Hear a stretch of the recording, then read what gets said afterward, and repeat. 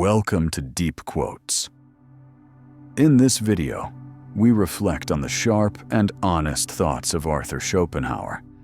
His quotes confront suffering, desire, and the illusions we cling to in search of happiness.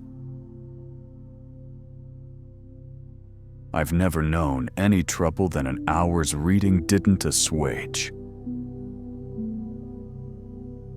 Everybody's friend is nobody's. If children were brought into the world by an act of pure reason alone, would the human race continue to exist? Would not a man rather have so much sympathy with the coming generation as to spare it the burden of existence? Or at any rate, not take it upon himself to impose that burden upon it in cold blood?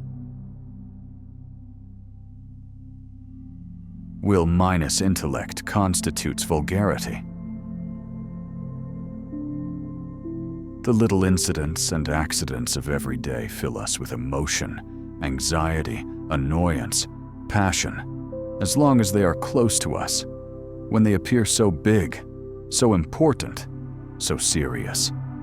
But as soon as they are borne down the restless stream of time, they lose what significance they had. We think no more of them, and soon forget them altogether.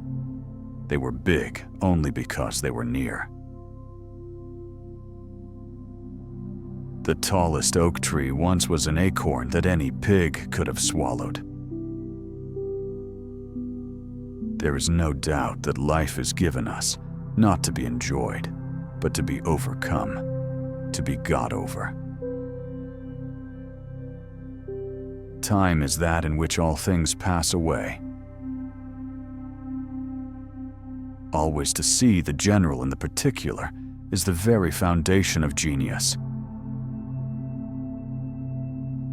First, the truth is ridiculed, then it meets outrage, then it is said to have been obvious all along. There is no more mistaken path to happiness than worldliness, revelry, high life. Nature shows that with the growth of intelligence comes increased capacity for pain, and it is only with the highest degree of intelligence that suffering reaches its supreme point. Students and scholars of all kinds and of every age aim, as a rule, only at information, not insight. They make it a point of honor to have information about everything, every stone, plant, battle, or experiment, and about all books, collectively and individually. It never occurs to them that information is merely a means to insight, but in itself is of little or no value. There is in the world only the choice between loneliness and vulgarity.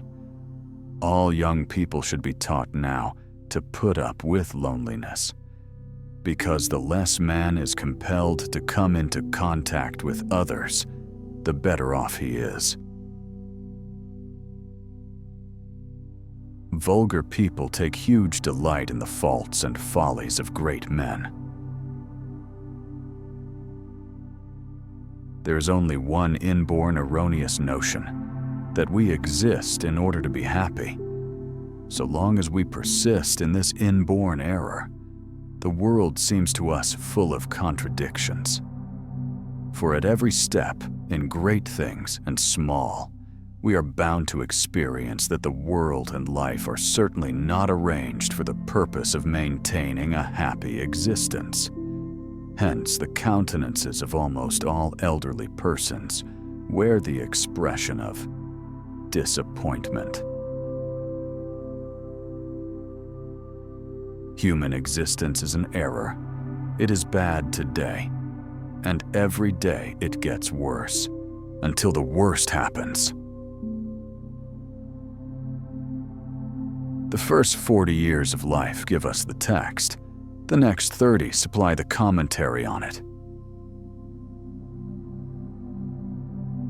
The highest, most varied and lasting pleasures are those of the mind. A man becomes a philosopher by reason of a certain perplexity from which he seeks to free himself. Each day is a little life, every waking and rising a little birth, every fresh morning a little youth, every going to rest and sleep a little death. Vengeance taken will often tear the heart and torment the conscience. The reason domestic pets are so lovable and so helpful to us is because they enjoy, quietly and placidly, the present moment. Life is a business that does not cover the costs.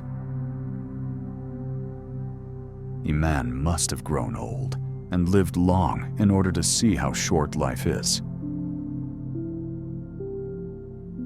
Noise is the most impertinent of all forms of interruption. It is not only an interruption, but also a disruption of thought.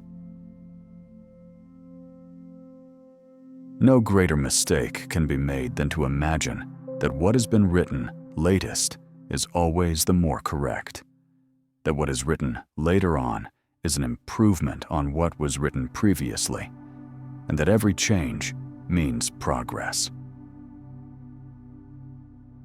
Honor is external conscience, and conscience is inward honor. The difficulty is to try and teach the multitude that something can be true and untrue at the same time. A man's face, as a rule, says more and more interesting things than his mouth, for it is a compendium of everything his mouth will ever say, in that it is the monogram of all this man's thoughts and aspirations. A good supply of resignation is of the first importance in providing for the journey of life. If I maintain my silence about my secret, it is my prisoner. If I let it slip from my tongue, I am its prisoner. To buy books would be a good thing if we could also buy the time to read them.